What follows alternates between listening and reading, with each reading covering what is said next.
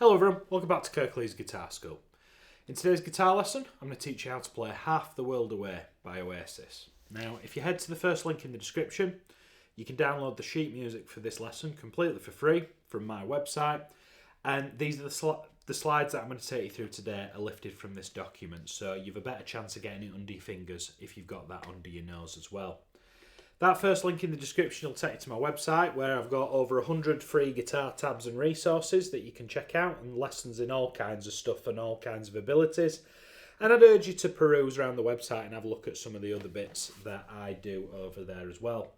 One of which is my academy. Now, the Kirklees Guitar School Academy is my membership platform where every full lesson I deliver here on YouTube. Academy members get access to additional resources, such as a technical focus lesson that's song specific. You also get a full guided playthrough, so the camera's up close and personal to the guitar with scrolling tabs underneath, and you can see exactly how I'm playing it. Along with all the courses and extra material I've made over the years, you've got on-demand access to all of that immediately. You can get access to that with a 14-day free trial from the first link in the description. Right then. What are we up against today? Well, here are the chords that we've got. Now, there's a couple of scary looking ones in here, but they're not that bad, I promise you. We'll sort of cross that bridge, particularly with the C over B and then the F minor chord much later on in the song later on. But and I've got a couple of kind of ways round them if you're struggling to play them the way that they're laid out. So please do stick around, it'll be well worth your time. Now, when anybody thinks of this song, they'll think of this.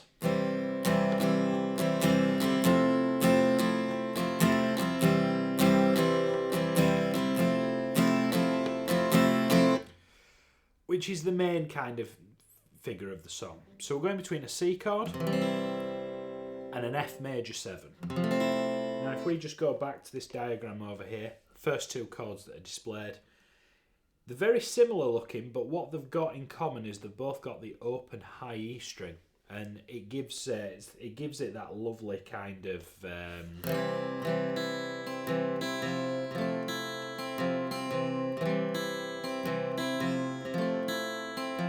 it's lovely, and it's kind of this hybrid between sort of picking and strumming at the same time. If you want to learn how to do what I've just done there, the technical focus lesson in the academy for this song, I teach you how to do that. Strumming wise, we're going to go with the C chord and we're going to go down, down, up, down, up.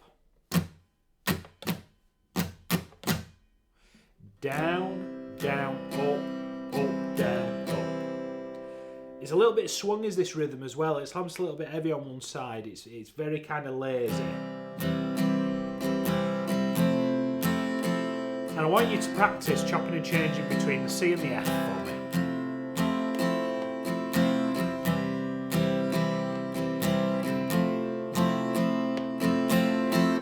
Now, this very last stroke of the bar is on what we call the and of 4. It's very, very, very late in the bar. Now, my advice to you would be try and get to that next chord as quick as you can. If you're struggling to fit it in and there's a bit of a gap between those chords, you could do what we call the John Lennon trick, or the G6 trick is what it's called. Very last stroke of the bar, you could let go of the chord before you strum it and just strum the open strings. People like John Lennon in the early Beatles stuff did this a lot to help him get to some of these other changes.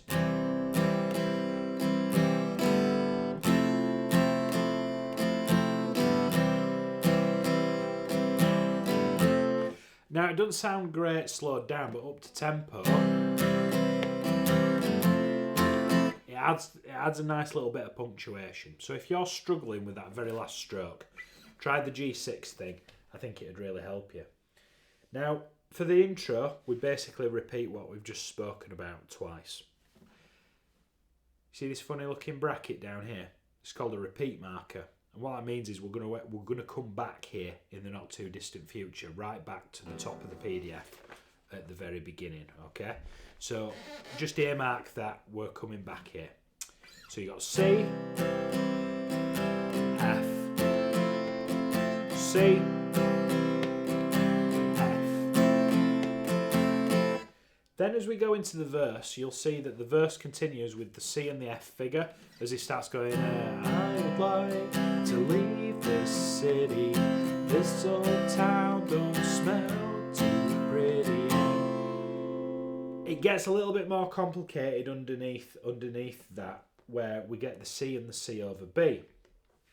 So looking at that, C and C over B share a bar each. Now let's just have a quick look again at those chord shapes. So you've got C as the very, very first one, top left. And then second one in on the from the right, on the top row, you've got the C over B. Now this is called a slash chord. Now a slash chord basically takes a chord that we know, C over B. It's telling us it's a C chord, but it's got a B note in the bass.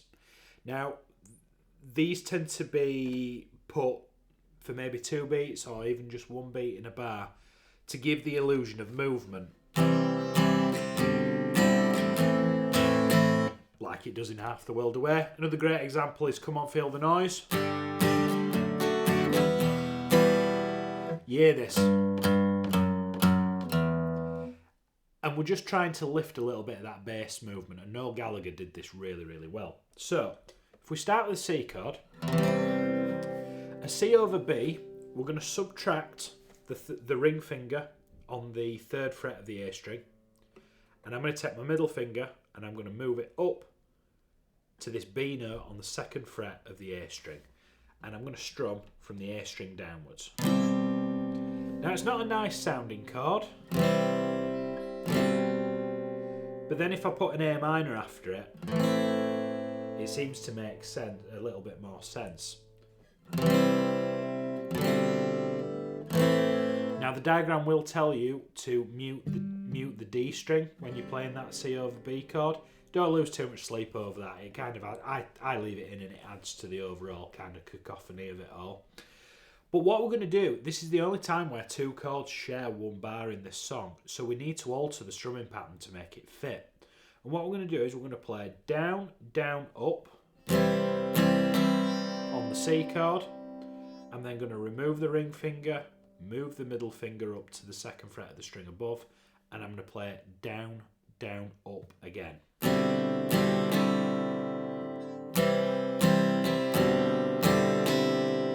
And then we're going to go to the A minor.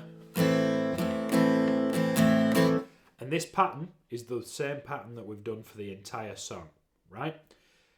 Down, down, up, down, up. Now I've taught this to a couple of classes here at the school this week, and students sometimes are guilty of playing this A minor for half a bar as well. For 2 beats instead of the full 4 beats because of where they've come from. Make sure you're seeing the full bar of A minor through to fruition.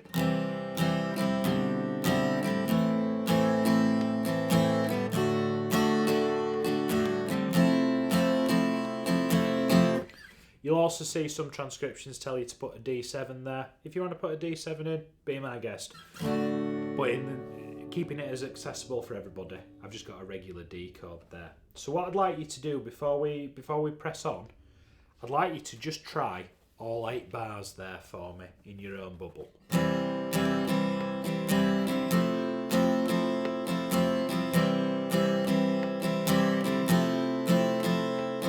C, B, A, D, F. Such a lovely chord progression.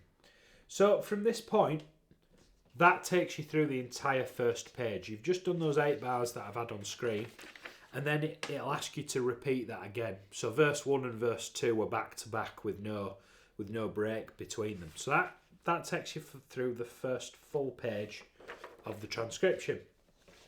Then on the top of page 2, you'll see an A minor chord labelled chorus. Now the chorus is quite straightforward in this. There's a couple of chords that we haven't seen so far in this song, like E major. That's the 3-fingered one, not the E minor. If you're not sure, double check that.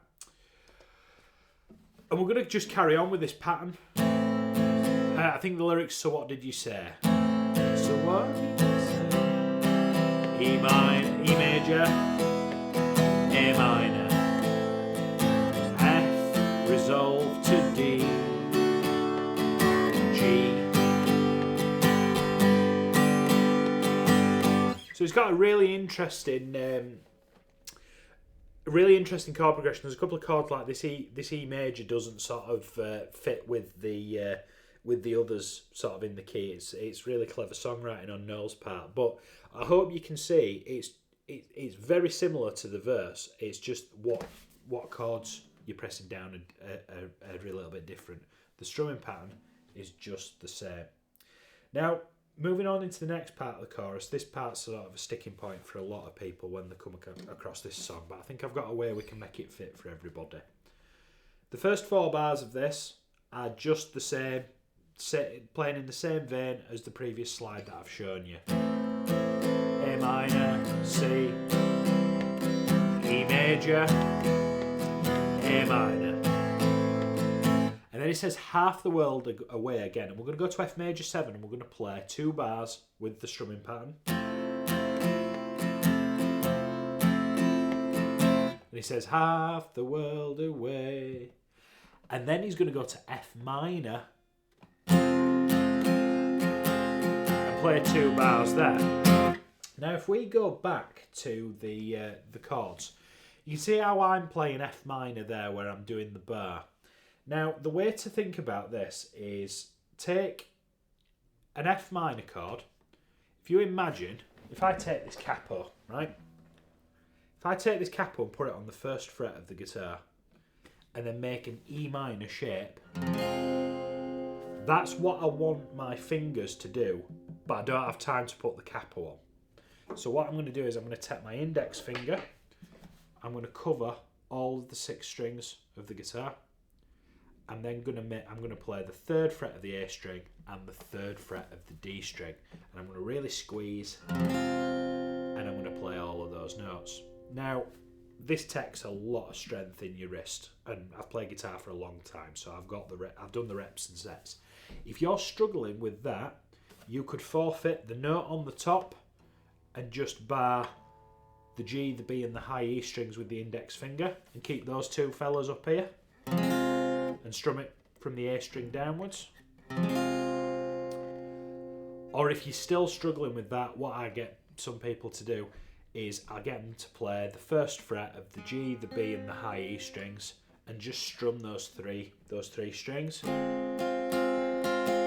It's really important when we're learning this kind of stuff, don't let one chord ruin a song for you, because that, if you have to play the F the kind of beginner's almost kind of cheating way, that's a line in the sand, and get it so that you can play the song and you go, right, okay, well I can play it, but I'd like that F to be better. So in version 2, in your second draft, you go, right, well I want to work on, I'm going to spend a couple of weeks working on showing it the not the easy way, but not the hardest way that James showed me in the video, and I'm going to try and get that.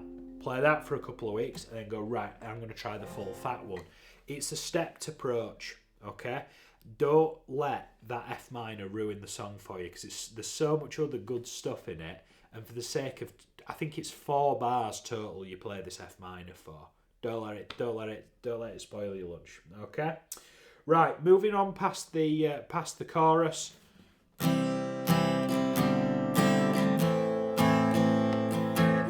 We've seen this before in the verses. It actually comes up again in the chorus as like a turnaround.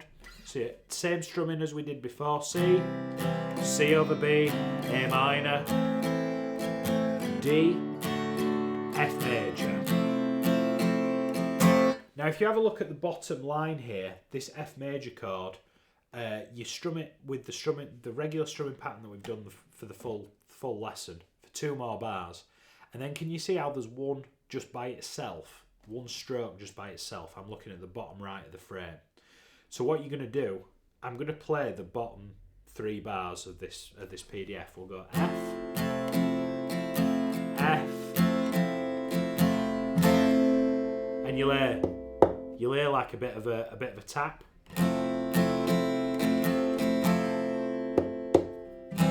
And it starts all over again. So all that means is you're just going to do a single stroke there.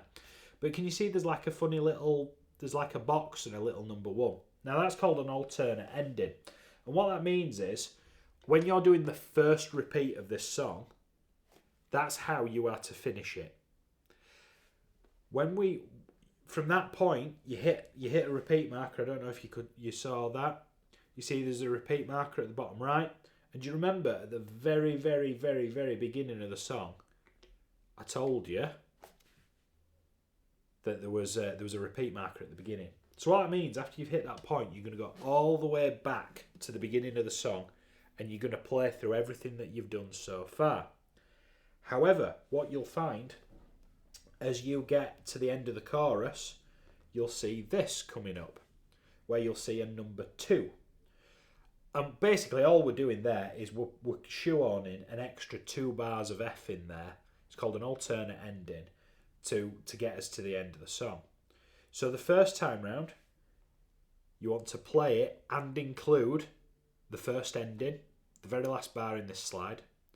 Upon repeating it, you'll come back around, and because you've already played that in the first time round, you will forfeit the last bar and jump to here and just continue on your merry way strumming that F major 7 chord for an extra 2 bars, and then you finish it just the same with that single stroke on F. It's called alternate endings. If you need a little bit more clarity on that, let me know in the comments down below and we can duke it out there. From there, you're going to go into the ending. Now, the ending for this song takes forever, and it's basically just the intro, and it just goes round and round and round.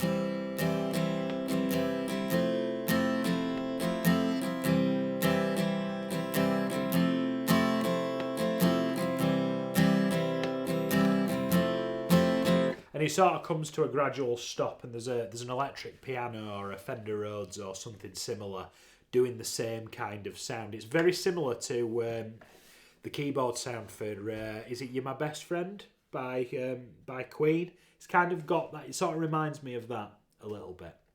So make sure you head to the first link in the description and you go and grab the sheets for this and have a strum through it. It's not a beginner's song, but I won't say it's overly advanced either. It kind of sits in a really nice place where if you've been playing guitar for sort of 12 to 18 months, there's some good things to talk about in there. So what Oasis one should I cover next? Let me know down in the comments below. If you have a look over here, there's another the last Oasis lesson that I did. You can watch that over there. Or alternatively, if you like the way that I teach and you'd like to be notified when next week's lesson goes out, if you click this button up here, it'll subscribe you to the channel. Thank you so much for watching. I'll see you next week.